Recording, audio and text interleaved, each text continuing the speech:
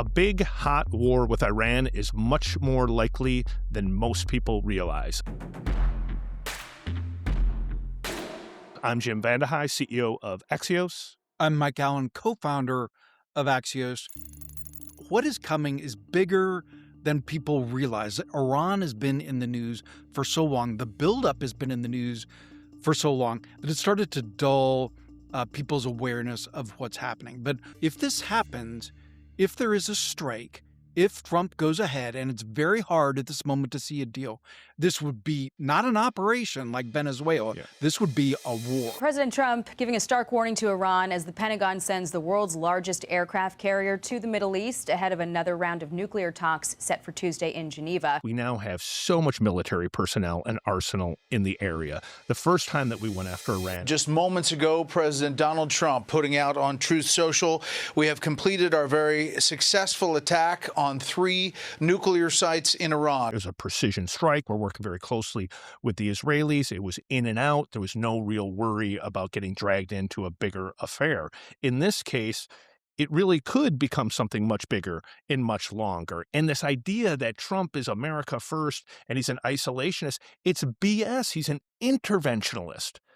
Undoubtedly an interventionalist. Right. Like, where this is headed is a reminder. You cannot put Trump in a box, and Trump's base does not drive him. He drives the base. And this is exactly what a lot of MAGA voices and voters didn't want, which is America intervening abroad. I remember back when, right before the invasion of Iraq, you and I were both covering President George W. Bush.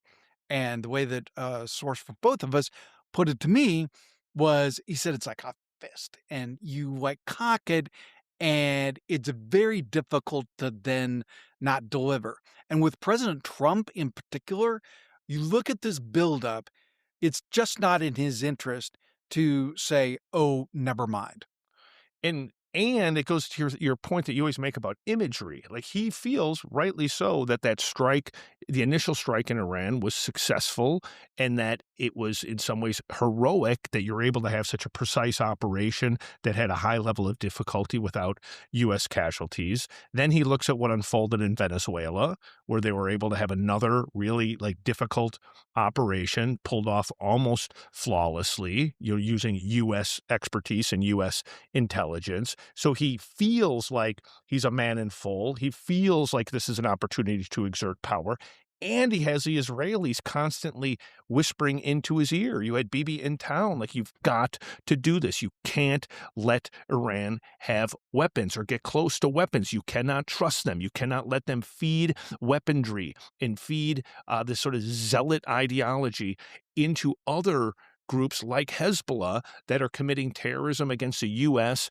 and U.S. allies. And the president is very, very, very susceptible, persuaded by that message. The 2 things to watch: imagery, power. Look through Trump's Truth Social posts. Look through his public comments. It's your man in full thing, that he is feeling it, and he talks often about how much power the federal government has. He even talked about it like a sewage spill in D.C., like FEMA's going to jump in. He's talking about federal power, federal ability to get stuff done, federal deployment force. And people have to understand the risks here. Like, we did have a successful military campaign with that first strike in Iran. But since then, that regime is under so much pressure internally. They're so worried about whether they can hold power. Any show of weakness towards the United States could topple that regime, which is why you see and hear them taking a much harder line in these negotiations and their public posturing with us. And if we strike, in this case, it's almost impossible for them not to strike back. When you strike, someone strikes back. That's how you get pulled into a full-blown war in the Middle East, which is the thing that Trump had promised would never happen again, and I think most people don't ever want to have happen again. Yeah, and suddenly foreign policy becomes very real. It hits its own oil prices. Our feeling of security, it hits American interests around the world suddenly feel higher risk. Everybody will be more on edge, will feel more in danger.